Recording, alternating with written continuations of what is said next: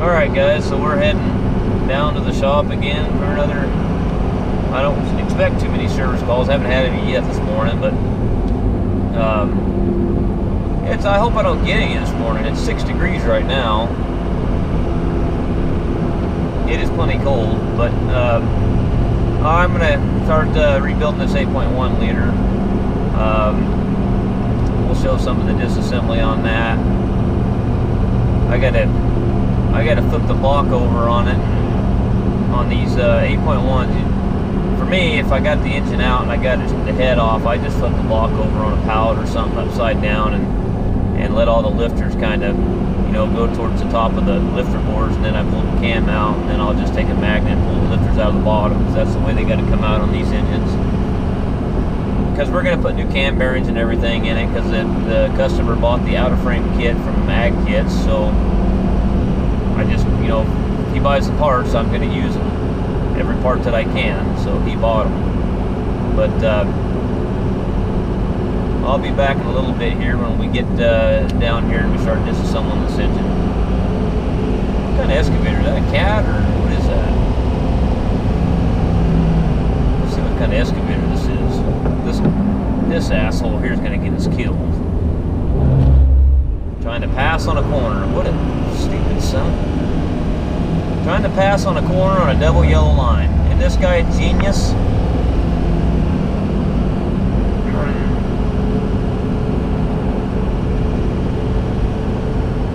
He must have got his driver's license out of that Cracker Jack box. Golly, it just... You in that big a hurry it's worth dying over?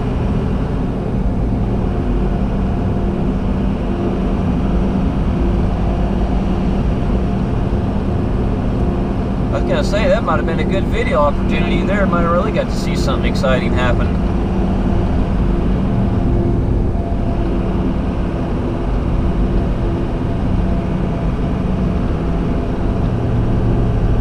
I was about ready to get off on the shoulder out there in the sagebrush and watch the fireworks.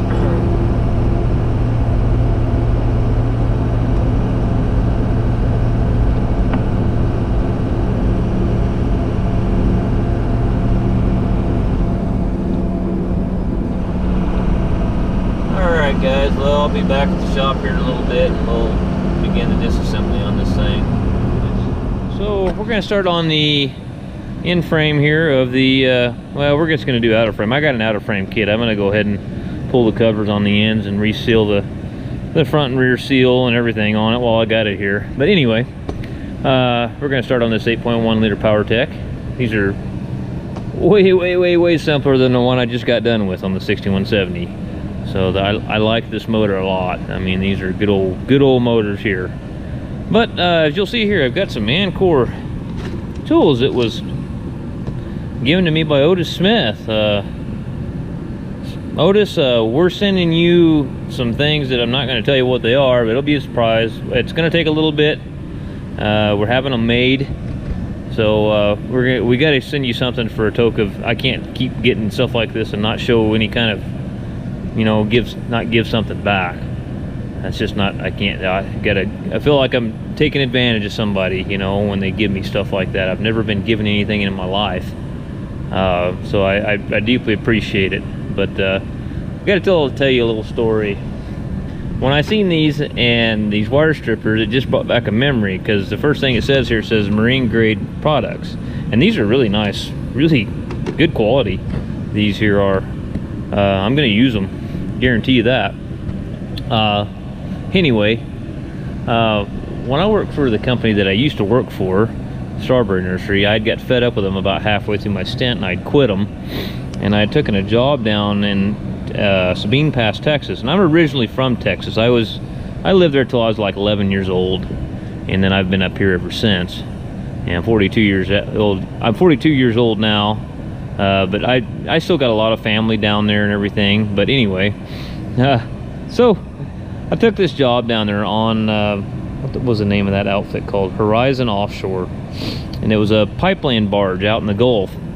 And they were all they did was, you know, they they had a Manitou crane on there that swung the pipe on, and it kind of rolled along the top side of this barge that got dragged through the ocean.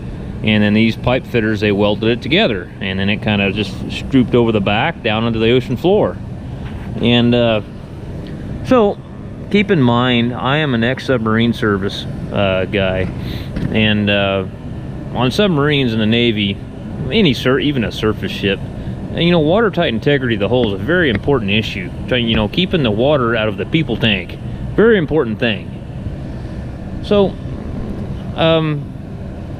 I walk on board this thing, and this guy's giving me a tour of the compartments, and I can see these pumps running. They're bilge pumps, and I'm pretty familiar with that kind of stuff. And I asked the guy, I said, hey, how come all the bilge pumps are running?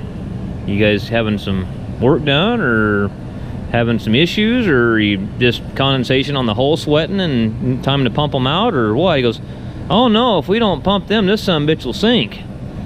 Wow, that's nice to know. Huh, cool. And so I'm walking around on this thing, and there we get drug out into the Gulf there. And first thing that happens is they've got a Manitou crane over there that breaks down. It's got a big Cam 400 Cummins on it. And this other ding dong they sent me with, I'm sorry, don't usually run people down, but this guy was about as bright as a burnout light bulb. They send me with this guy, and he walks in there, and this is supposed to be their head mechanic, you know. And we walk in there, and it's got a big 400 Cummins, and the alternator, we walk right into the engine compartment where this Manitou crane was, and it was an old, worn out pile of shit. I mean, old Manitou. And it had quit running on the Cummins did. And I walk in there and I look at it, and I said, well, the alternator belt's laying on the ground there, it's broke. And he goes, well, that won't make a diesel quit running. I said, it sure as hell will. If it's got a fuel shut-off solenoid and the battery goes dead, it'll shut it off there, ding-dong. And he says, oh, I've never heard of such a thing. Okay, go ahead and fix it then. I said, they messed around with that thing for a whole day, never could get it. And I said, put a belt on the alternator, you geniuses. So we put a belt on the alternator, and they screwed up a wire when they pulled the alternator. They did something to the alternator, and they pulled it off, and they put a belt on it. Well, they screwed up one of the wires. It was just a one-wire Delco on there, you know, self-excited one-wire Delco. Now the phone's ringing. I'll be back with Schaefer's oil, trying to sell me Schaefer's oil. Anyway, so they had to put an eye on the end of this wire, you know, to hook it onto the stud on the alternator. And this is what brought my memory up about these crimping pliers. Is I was gonna help them do it, and I said, where's your stripping and your crimping pliers? And this guy goes, oh, we don't have any of those. We just take a pair of vice grips and just smash them on there. I about pissed myself. I was laughing so hard. I said, you guys got to be the biggest half-assed bunch of monkeys I ever seen in my life. And so there's more to the story here. So we smash them on there with some vice grips and get it going again. And imagine that, once we got that alternator on there, that son of a gun, it ran. After we jump started it and everything, you know, it ran all day. So we get done with that, and the next day they had an N14 Select up there running a gen set on top of this thing. And they said, go up there and service that thing, change the oil on it. Okay, so we go up there and we dump the oil, and I mean, it's milky. You know, it's got either a head gasket problem or a liner leaking down into the oil. I mean, it's got problems, you know. And I go back and tell them this, hey, you got water in your oil, bad. I mean, it's emulsified, it's pretty bad. And he goes, the head dude, he goes, oh, that's some kind of electronic problem. We'll have to look at that when we get back into port. And I'm not sure if he meant electrolysis. So I said, well, what do you mean, electrolysis? And he goes, oh no, that means that's some kind of sensor causing that. And I said, where in the hell did you hear that at?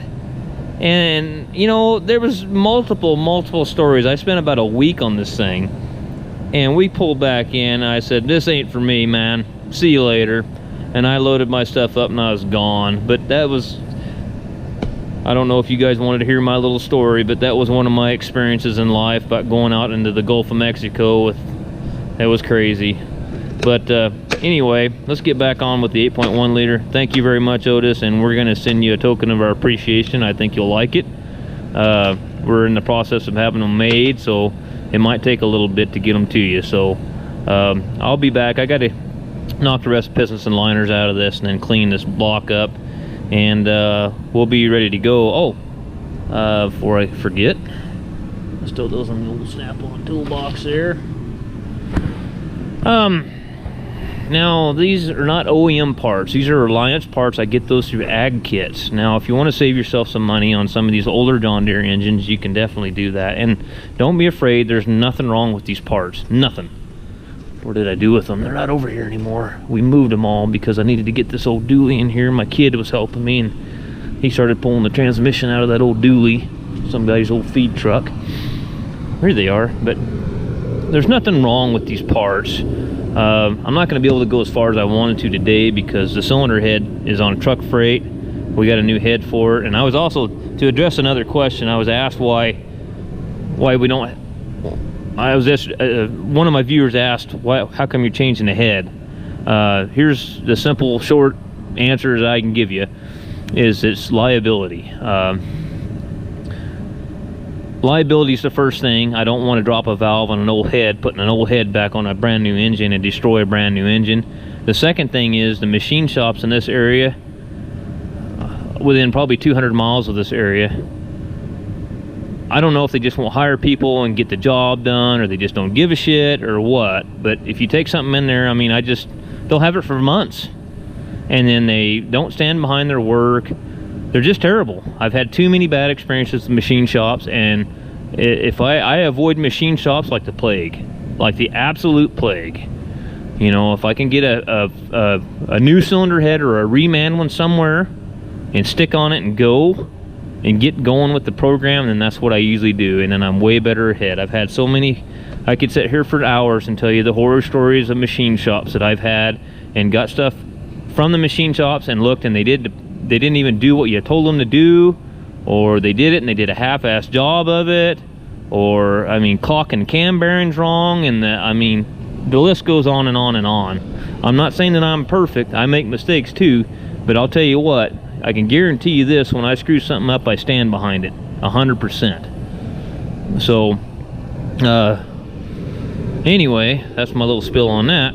Anyway, so these are Reliance power parts out of engine parts from agkits.com, and I bought a lot of engine kits from these guys over the years, and they're excellent outfit to deal with. They're back east, but if you want some good parts, there's nothing wrong with these parts. Reliance, another outfit, they sell a lot of Interstate McBee parts. Interstate McBee builds a lot of parts for Detroit, OEM parts. So don't be afraid of a lot of this stuff. You know, a lot of these OEM manufacturers like John Deere and stuff, a lot of their parts are coming from outfits like this. They're not building all them parts, I can guarantee you. So anyway, so I'm gonna get this block cleaned up. We'll get the liners and pistons out of this thing, and we'll start going back together. All we're gonna be able to do today is probably get our liners and pistons in it, and then we're gonna be waiting on our cylinder head. Pistons, I don't know if I showed you guys the liner. Now it's hard to see it down in there. See how she's all scuffed up. For you guys that aren't, you know, they're just watching this like you want to learn something, I'll show you what a liner should look like, even a used one. See where that piston was scuffing. What happened on this thing, I guarantee you that injector, something was happening on that injector, and it was over fueling to cause that piston to corrode there on the top like that. That's why you always put a new set of injectors in when you do an in-frame. You can leave the injection pump alone, you know, because that injection pump ain't gonna make that injector over fuel. All that injection pump does is supply the fuel to to overcome the spring pressure on the poppet, on that barrel and plunger assembly on that injector. So if you get a tip or this partially blown off or something, or say you reuse the injectors that you had, you put it in brand new pistons and liners in, and that thing blows a tip off an old used injector, and it'll burn a hole right through a piston. It'll smoke it. So every engine, these are the things I want to tell you guys about. Now for the guys that watch my channel, that there's a lot of experienced guys that watch my channel too, that they know this already.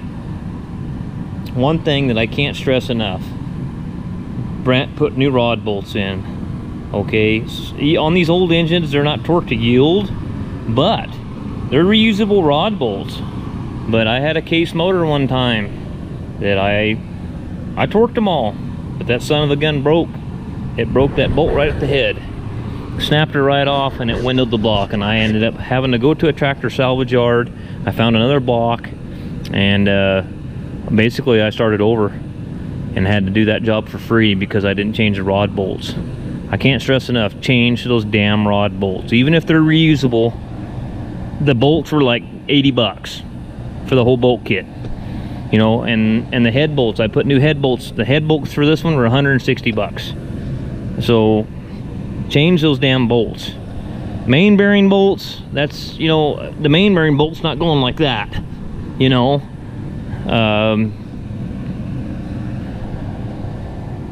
So change your rod bolts. Another thing, change your injectors. I've told you about that and warned you about that.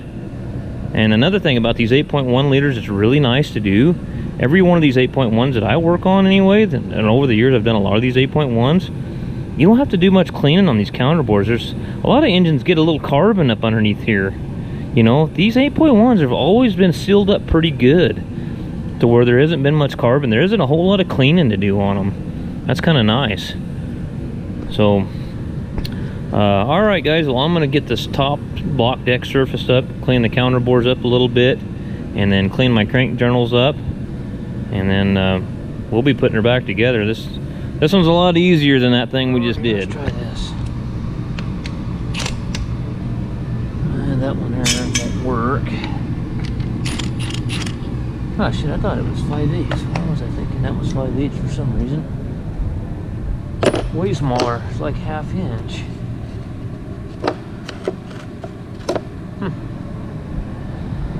I'll use a 13mm, that'll work.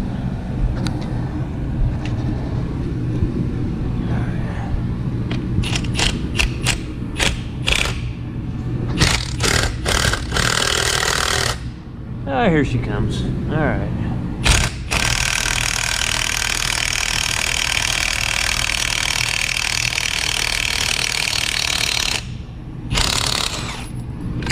Oh, she's a little heavy. Okay. As you'll notice, I always stick a bolt in there because I usually don't want to screw up the threads on the crankshaft. I'd rather screw up a bolt than a crankshaft.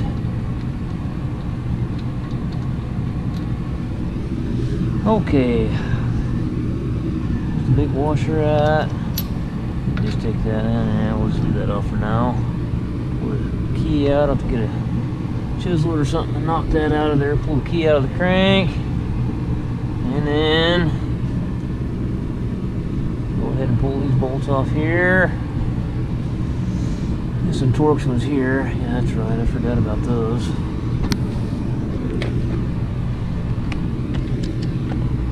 Another Torx one there. I'm going to dig it out. Oh. Going a long way.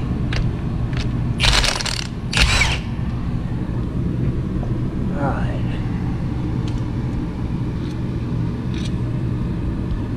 And the Torx bits. Oh.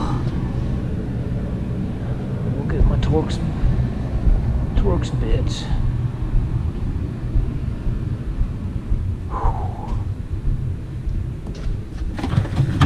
I have to walk outside to check my messages.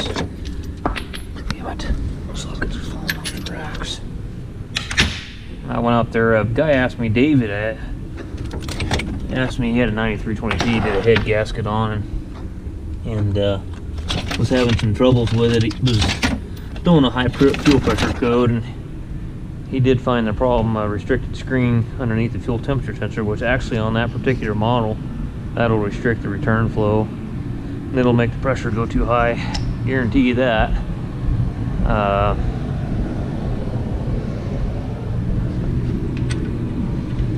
That's a little big. About that one there. That one fits a little better. Anyway, little story about a 9620T one time years ago.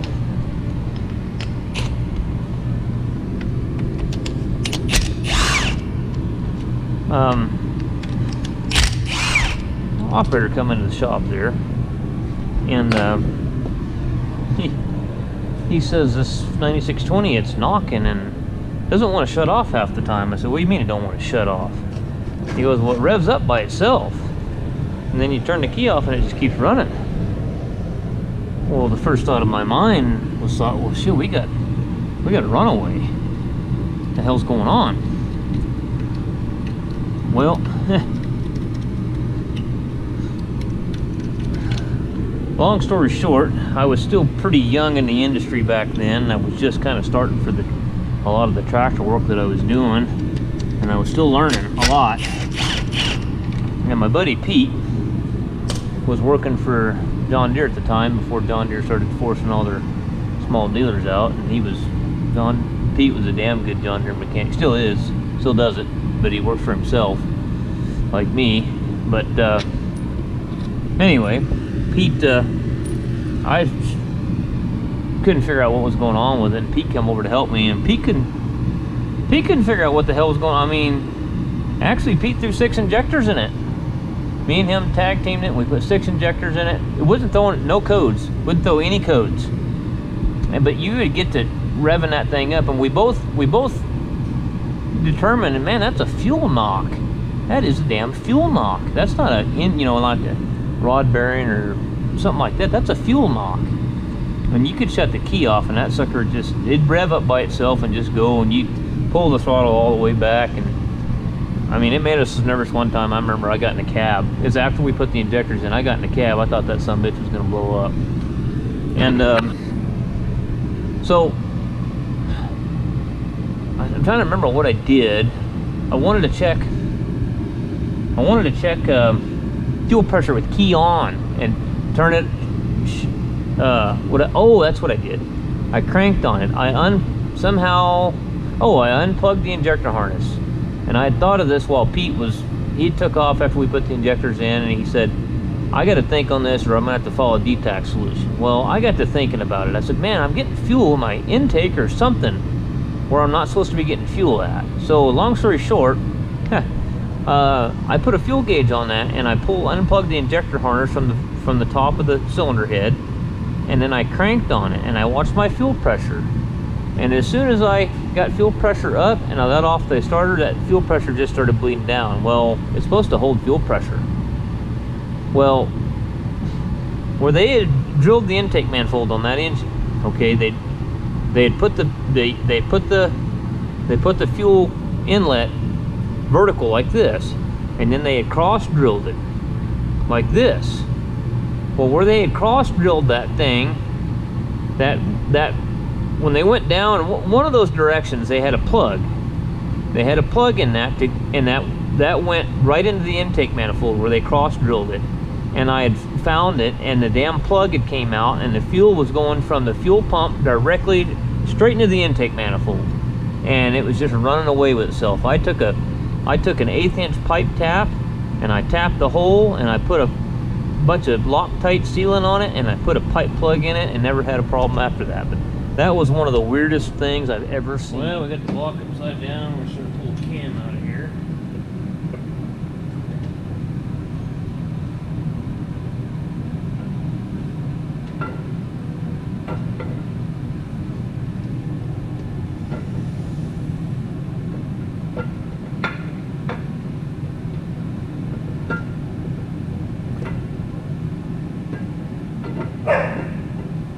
Knock it off. Ding dong.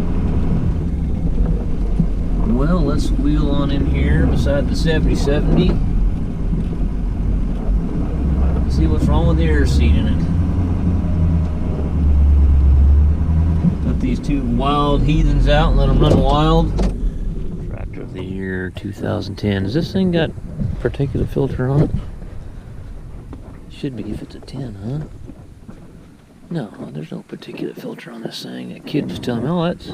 I said, no, I don't think that one's got a filter on it, buddy. I don't think so. Unless it's up underneath the head somewhere.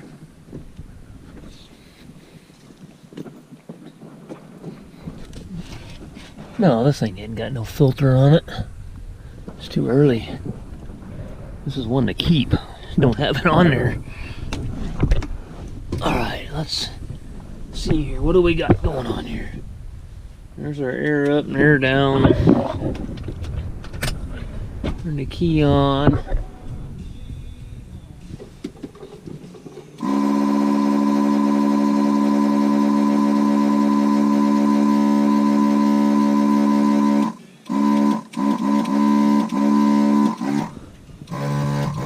I don't know what's going on there. Alright, let's see what we got here. Oh! Most of the time you end up having to unbolt the damn seat so you can get it up there to where you can work with it.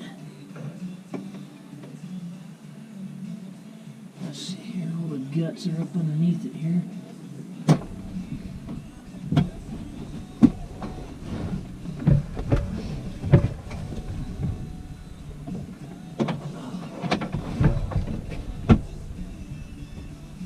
Look at that. I think I see the hose popped off right there. Where the hell is that supposed to go? Oh, I bet it goes right in there.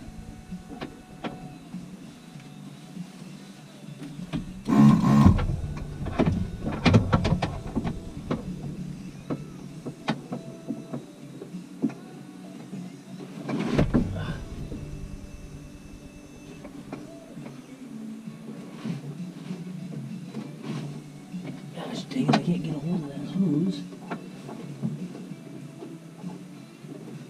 That damn seat says Sears on it. Sears Manufacturing Company, Europe. Huh. Okay. I was thinking Roebuck and Sears there for a minute. What the hell? I didn't know they were building seats for New Holland tractors.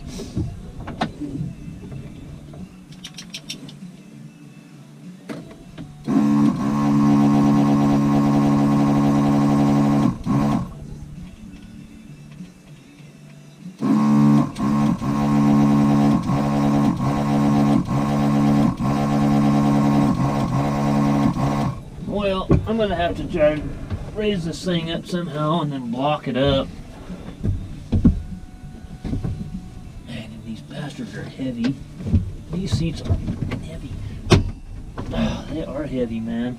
I don't know if I can pull the seat cushion off and get into there. I hate it when these seats go bad because I'll tell you, they can be a lot of work trying to get them straightened out. They're so damn heavy. And of course the whole right hand console is attached to it and everything. Alright guys, I gotta figure out how I'm gonna get this thing out and get it blocked up. Well, I'm just gonna pull it out. See if I can throw it on the bumper of the service truck. It's not quite as heavy as a John Deere seat. It still is heavy.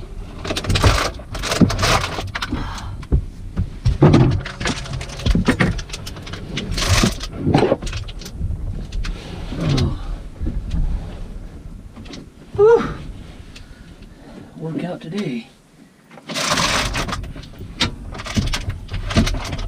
Smashing all the water bottles. Now how am I going to get this out of here without it smashing me? Oh.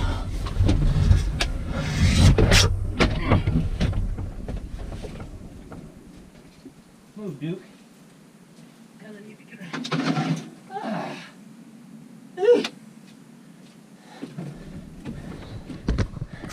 Suction cup off the window here if I can.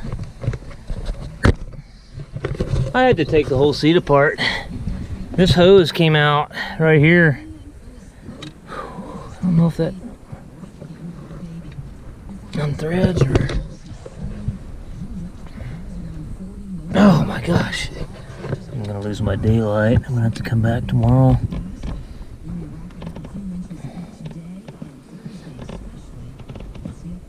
Okay. So where's that one hose? I gotta plug it. See if you can see this. What's the airbag?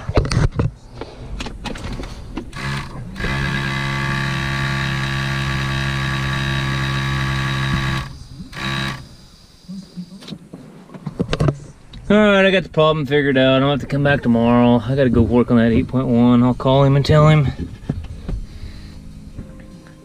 Throw all the parts in here, and I'll spend half the day tomorrow putting that seat back together. What a pain in the ass. I hate seat work. And I gotta bring a bunch of upholstery cleaner and clean the seat up. This is the only way that I could figure out how to get... It's just so damn awkward and heavy. I just could not figure out how to get this part exposed to where I could get my finger in here to get this hose back in here and test it, you know. So, man, I'm about whipped. Let's close the door. Or the window, not the door. Alright, I better call him and tell him don't pick up any parts. We got it figured out. We don't need any parts. Alright, I'll see you back at the shop. Alright guys, main cam bearings. On these, I decided on this one since I thought, why am I fighting that crankshaft? I got to put main bearings in it anyway. I got the engine already flipped upside down, so I just zip the, then it'll be a lot easier putting the mains in too. So I just zipped the main bearing caps off and took my crane, pulled the crankshaft out of it, and I'm going to go ahead and put my cam bearings in. Now I got one in. There's a big freeze plug on this end. I'll show you that here in a little bit on the aft end of this engine. Let me get the cam bearings the rest of them.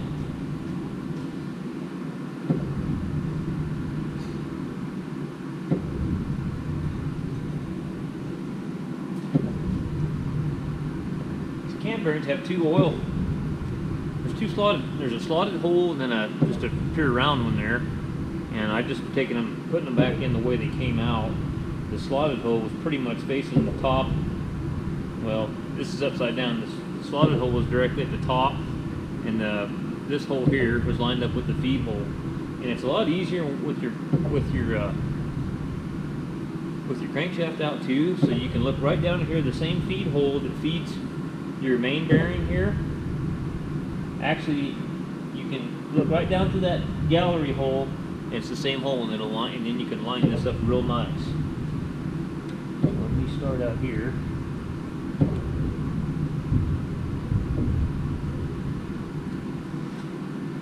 Put it on our cam bearing installer.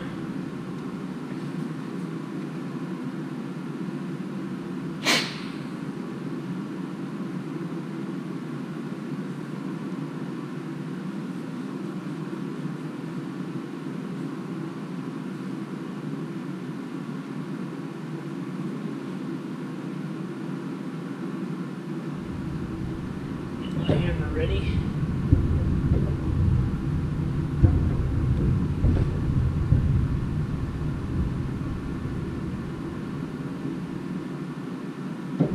Fairly close right there.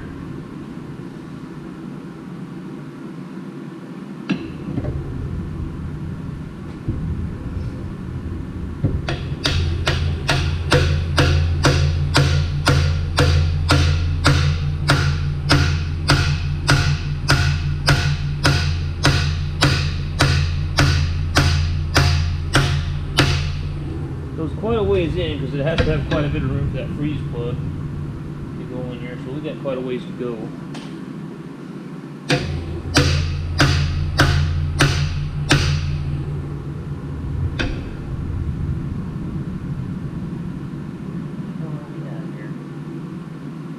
Does that hold up?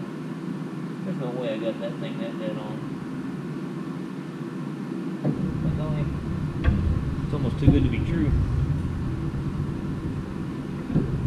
I mean, a lot of the times I'll put them in and I'll be like just a little bit off, you know, that's not gonna hurt anything. But this one on the other hand, oh, I can't even believe how dead on that is. That is a stroke of luck.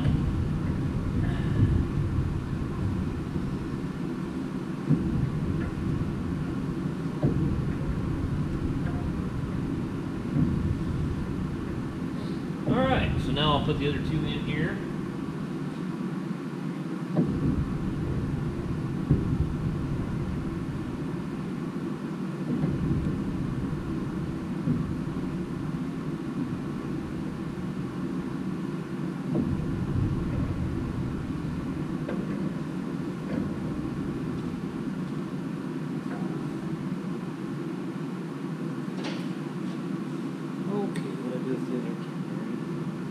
Then I'm going to work my way on from the other end this time. So you got to make sure that I'm facing the right way though with this, because they're offset, so you want to make sure you're going in the right way.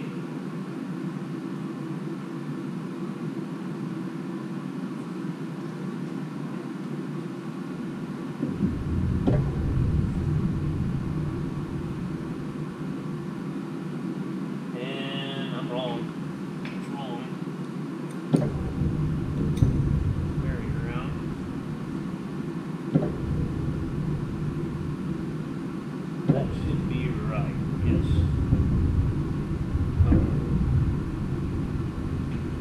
That's the right way. And I screwed up again. I need to put...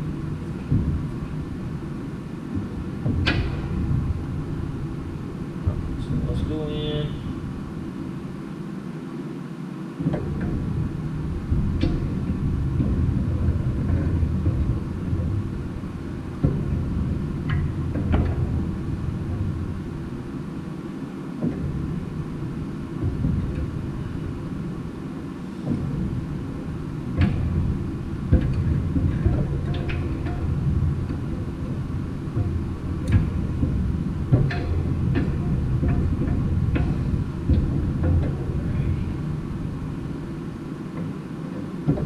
Make sure that's pretty good and snug on there. If you don't get enough tension on that, and that metal piece isn't contacting, they're square on there, it'll roll the edge on that bearing. And just, you'll have to take a file and clean the edge up. I've done that before.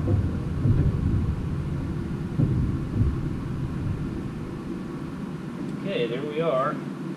This end we can shove our centering hole up against our shaft here like that. That'll keep that shaft straight.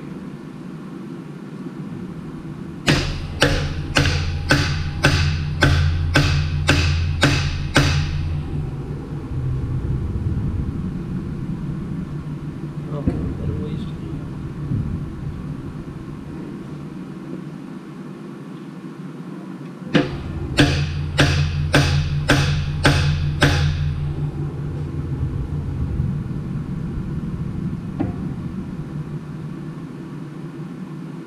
Half full more.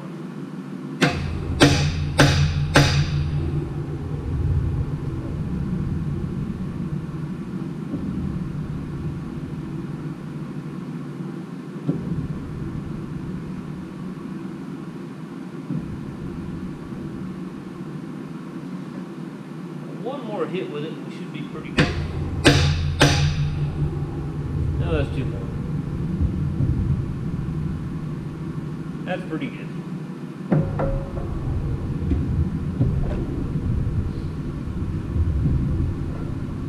Well, we just got one more cam bearing and then we got it whipped. Then we can put our lifters back in, put our cam back in, put our main bearings in, put our crank in. And then flip it back over and then put her together. These little motors, man, I sure like them. What a diesel engine is supposed to be like right here. To me, anyway.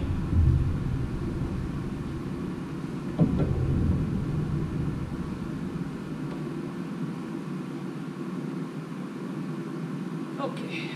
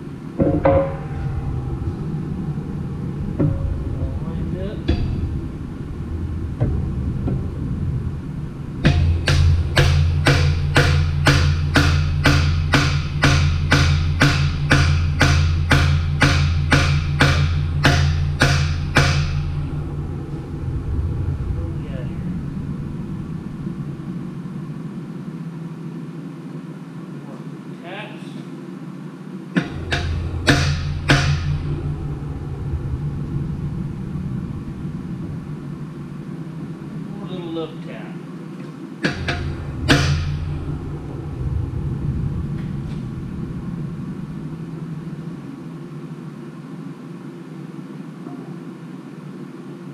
Pretty good.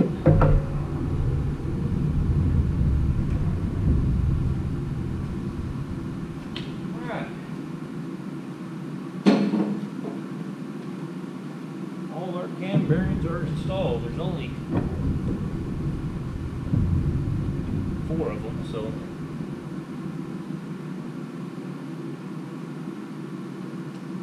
alright guys, I'm gonna get some assembly lube, clean my camshaft up, clean my lifters up, and then get all those put in there. Alright guys, we're gonna put our main bearing caps in. Pretty simple. I mean, the one with the oil hole is gonna go in the saddle and the block and line up with the hole here. Make sure your bearing tank taps line up with the notch in the block. Another thing is, you know, it's probably a good idea to check, use raw standard bearings that come out of it.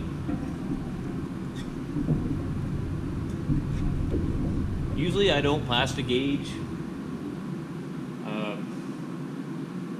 Usually don't plastic gauge bearings unless I've had a machine shop and had a crank turn. That's when I start worrying about that's bearing. I forgot that was different. But that's when I start worrying about plastic gauge and my oil clearance here if I've had a crank problem. I'll tell you a story about a 4960 one time. I had a water pump C-pole plug up, and then all the oil, the seal went out, of course, because it couldn't leak out the C-pole. All the water went back into the pan. Well, of course, the operator, he didn't know what he was out there running, and it filled the pan. Basically, it got over the top of the pistons. Got over the top of the pistons. And when it did that, it hydraulicked it. Bent a rod and stuff. It didn't ruin the block per se. Okay, so this story's kind of an equal story. Anyway, battery ran down with the GoPro. But Kaya, at 4960, the C-pole and water pump plugged up, filled the crankcase completely full of antifreeze while he was out there ripping. I mean, pulling hard, and it just stopped on him. Well, what happened is it hydraulic because the level with the oil and the water in the pan, it got over the top of the pistons and hydraulic. And I remember it bent a rod, and it just seized. I mean, it just seized. It didn't break the block or anything. It didn't throw a rod through the block. Anyways, I tore it down. It was just like this. Tore it down. I was going to put the crank in it, all right? I was going through the whole motor. I'm going to put the crank in it. Tightened down. I torqued all the main bearing caps in it. God dang crank wouldn't turn. Had a wrench on the end of it. Could not turn that crank. Started backing off main bearing caps one at a time. And it didn't matter which ones I backed off. I'd back off all of them but one, and it still wouldn't turn. Long story short, when that thing had seized, it had screwed up the line bore on the crankshaft, where the crankshaft went in through the main bearing saddles in the block, and I had to take the block up to the machine shop and have the whole thing line bored and get it straightened back out. That was something else. I'll never forget that one. Okay, we'll slide our thrust bearing in there. If you can see that thrust bearing. Look on there and it'll say STD, standard.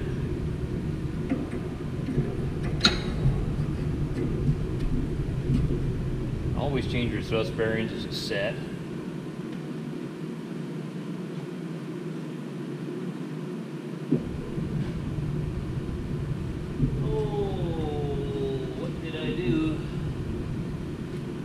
What did my scatterbrain do with this?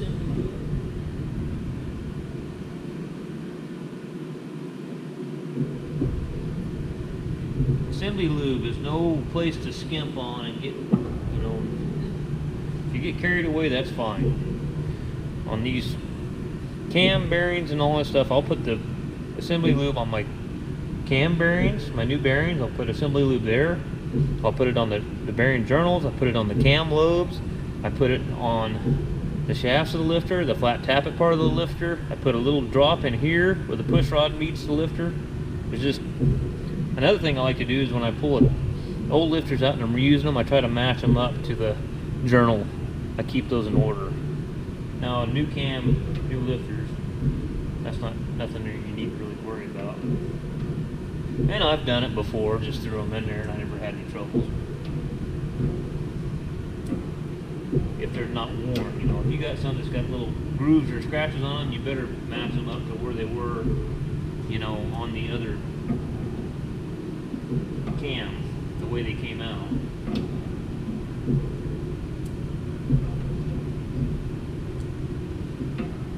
Now I'm going to keep the crankshaft off, main bearing caps off, put the crank in it, then we'll put the cam in it. Alright, so that's done.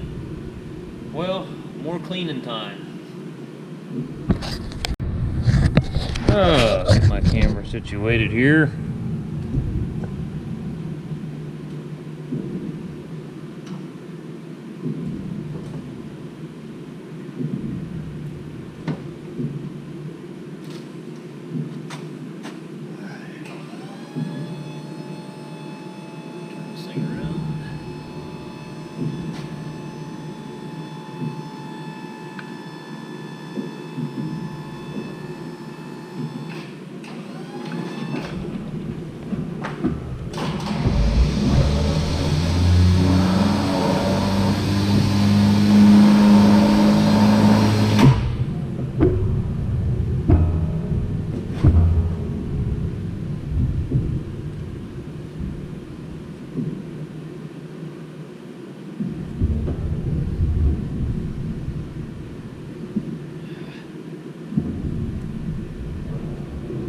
Okay.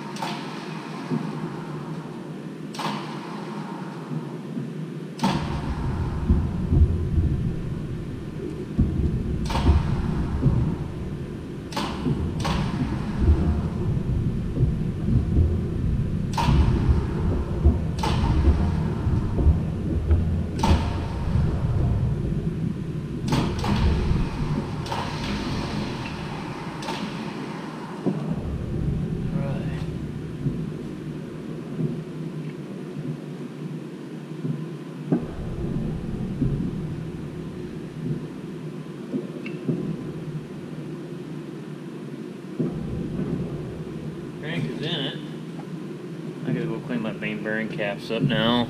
Alright, put some main bearing caps on.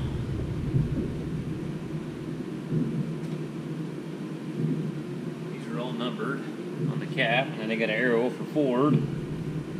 This is number 7. These 8.1s, these main bearing caps are tight.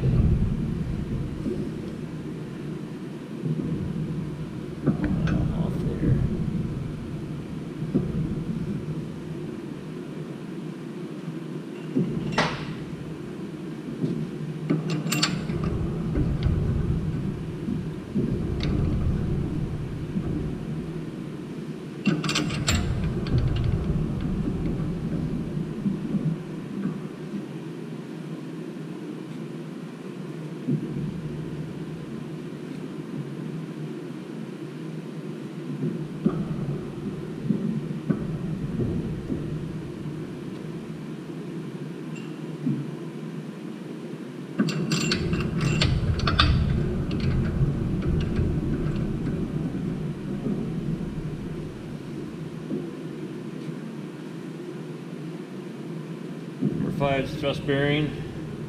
Put some assembly lube on the thrust bearing side of that too, on that bearing.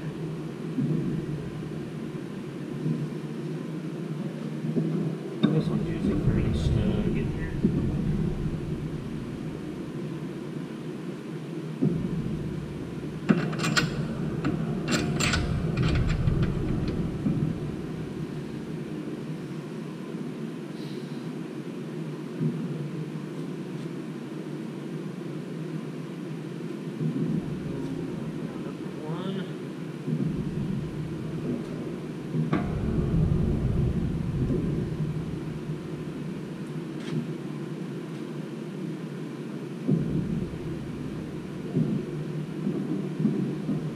Just in case my strap's got a little bit of dirt on it, I want to make sure that I cover as many of my journals as possible. That way I'm not getting, that's what I'm trying to do here. That's why I haven't taken the strap off yet.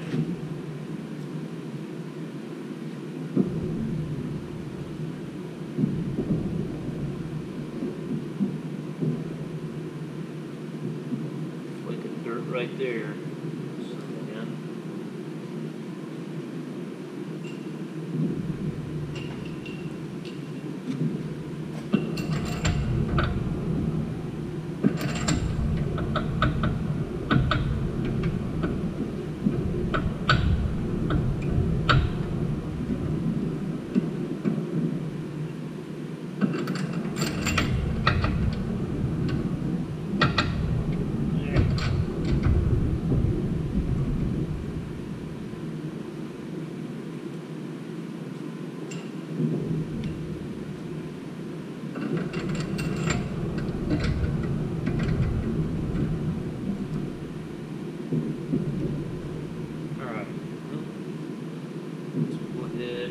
Take it off now.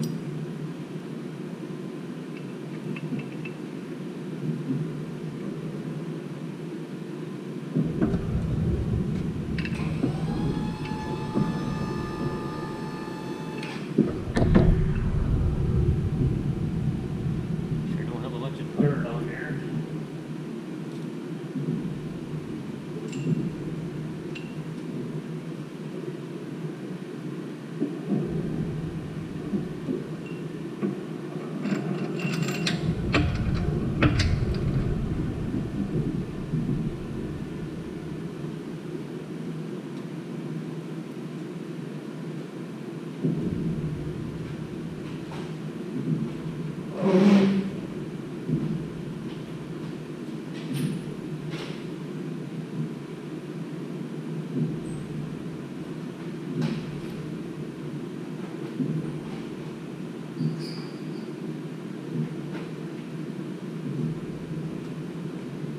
I don't look forward to putting that new Holland back together.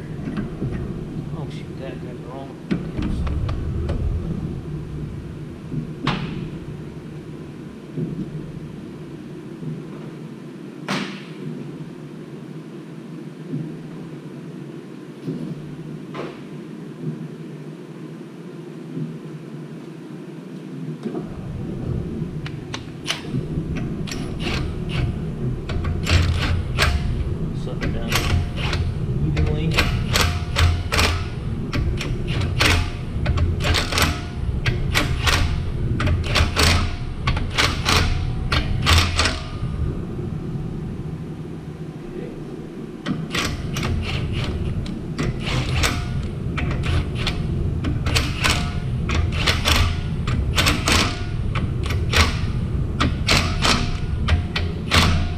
Somebody asked me, how come you didn't plasticate them? No bearings spun on the crank, nothing like that. We're using the same crank, we're using standard bearings. I guess there is a chance, you know, of a bearing flaw. I've never seen one, but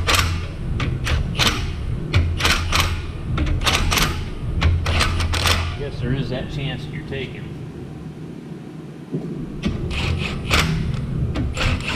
Now on a crankshaft that's been turned and I'm putting oversized bearings or in it, yeah, you damn right I plasticate them. Because we're right back to that pull the machine shop thing again.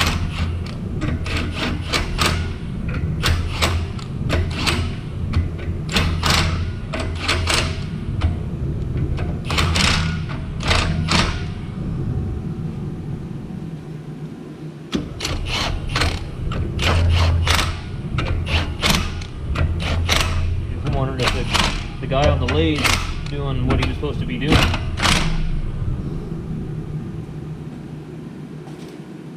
Put a decimal spot in the wrong spot or something, you know. Alright, so that was the reason I was doing that, just in case my strap had some dirt. I tried to clean my strap off as best I could. Need to get a new strap. It all washes off. We'll clean them journals off where we had the strap on it.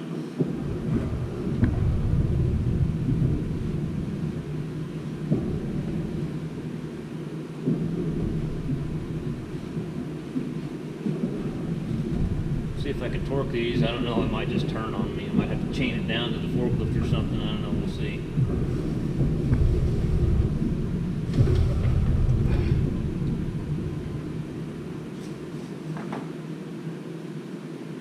Alright, what are the torques on these?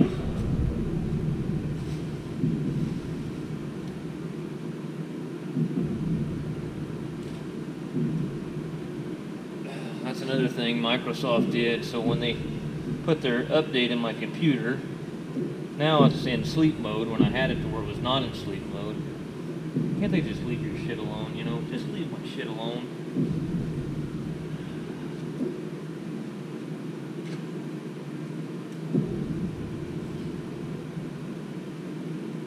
I went in and uninstalled a bunch of stuff because I was listening to some of the comments you guys made, and there's a couple of those things that won't let me uninstall.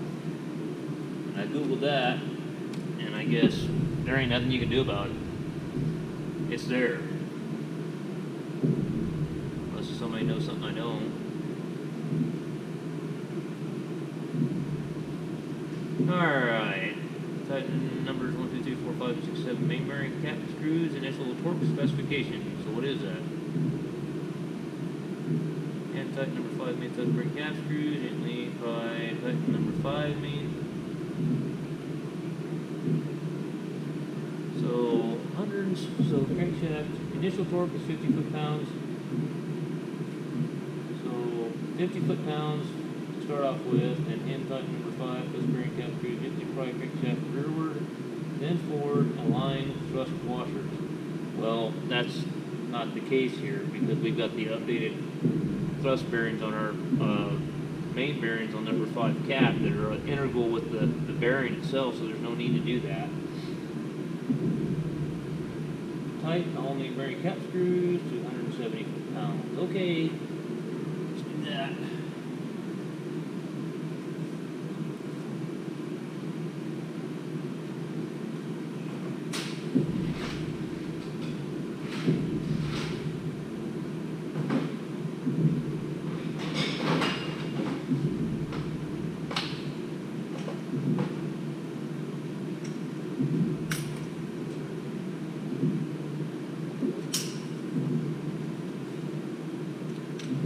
I'll start in the middle and work our way out.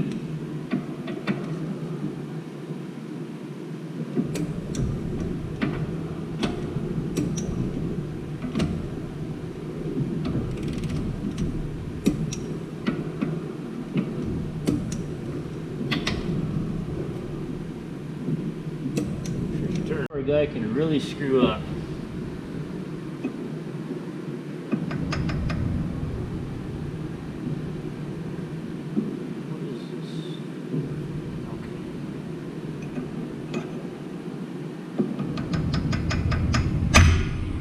You're not trying to punch clear through it.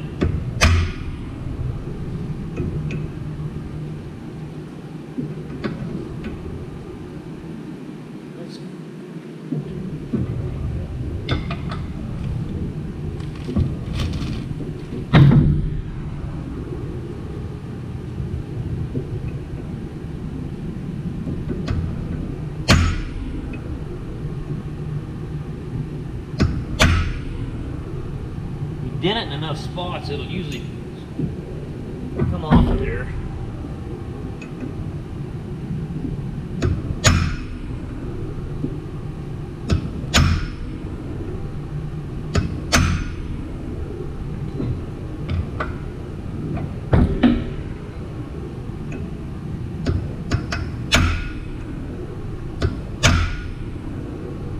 Now let's get a barge, see if we can pry it off of there now.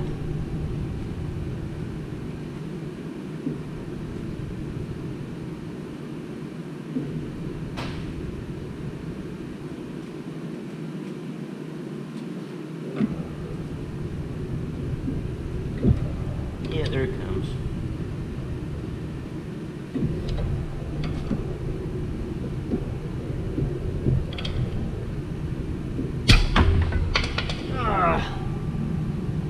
I'm gonna go around and hit it in a couple more spots.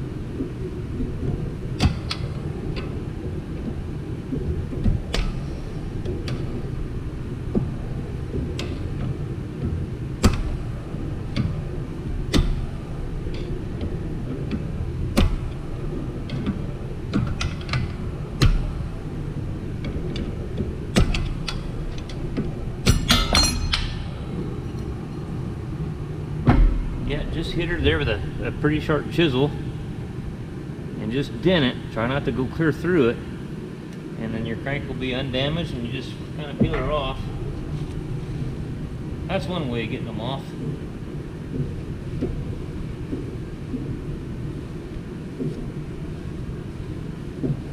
Alright, now what's that seal fit like on there?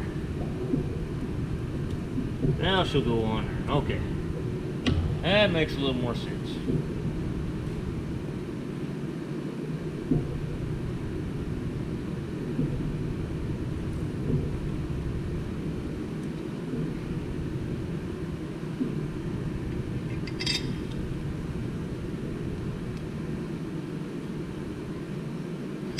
Changed a lot of rear seals out in the fields.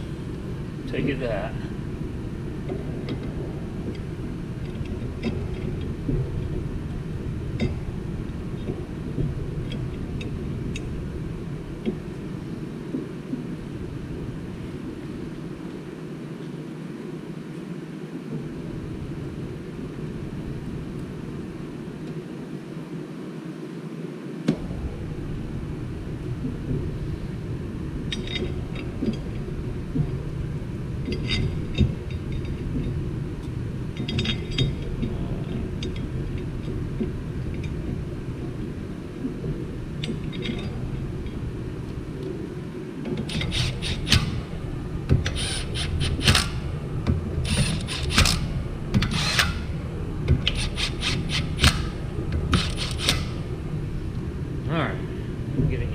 Back them off just enough to where it's loose.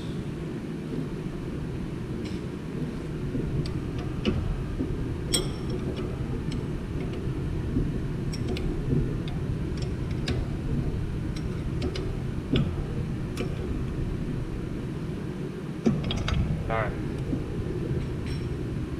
Okay, so let's get going with this.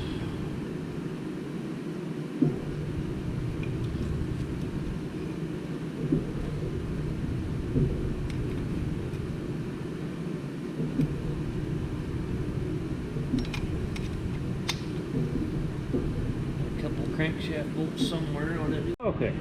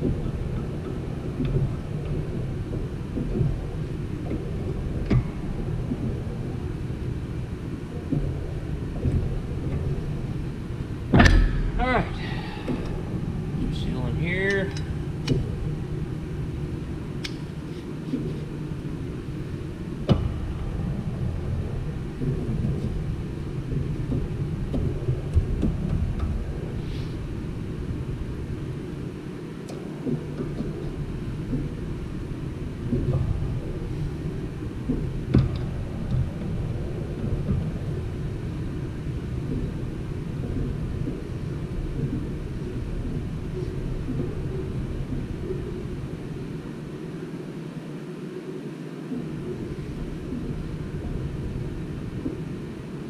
shoot, I see what's going on. I gotta hit my bowl. Gotta back it out a little bit. There we go. I was like, what the hell's going on there?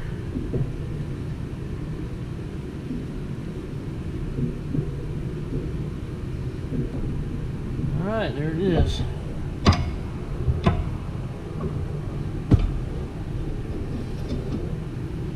Now I'm gonna just leave that nut on there and take them two bolts out and pull her off there.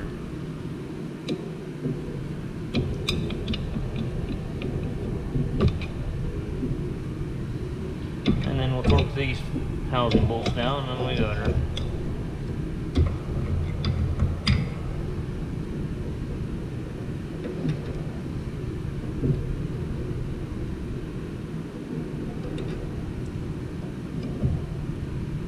There's the rear seal, it's in.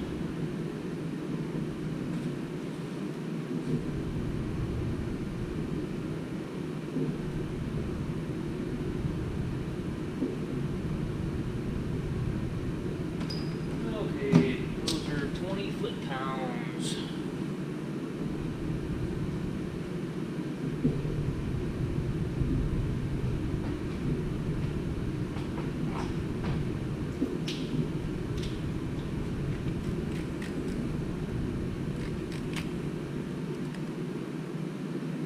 Foot-pounds.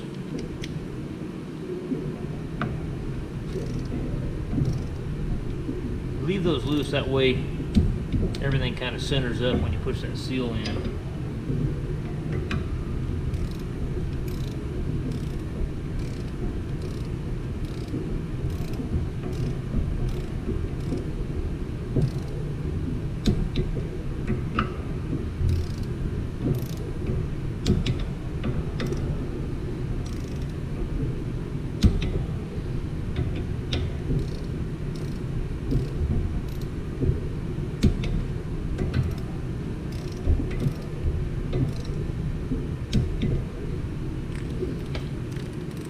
We're gaining on her. Now you can take your pocket knife.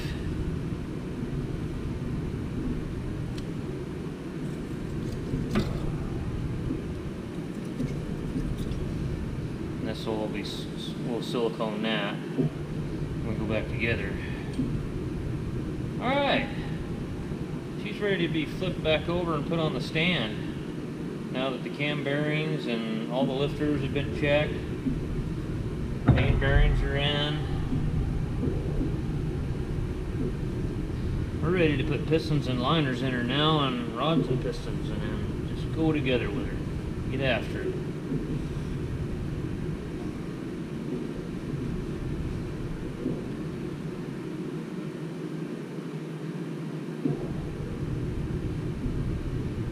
Probably could have used to be polished a little bit. It's got a couple scratches. It ain't too bad though.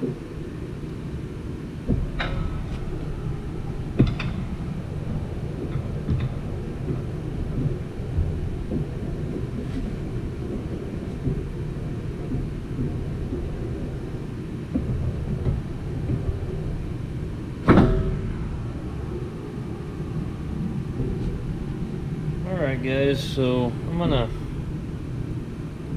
flip it back over and put it on the stand, and then start putting liners in it.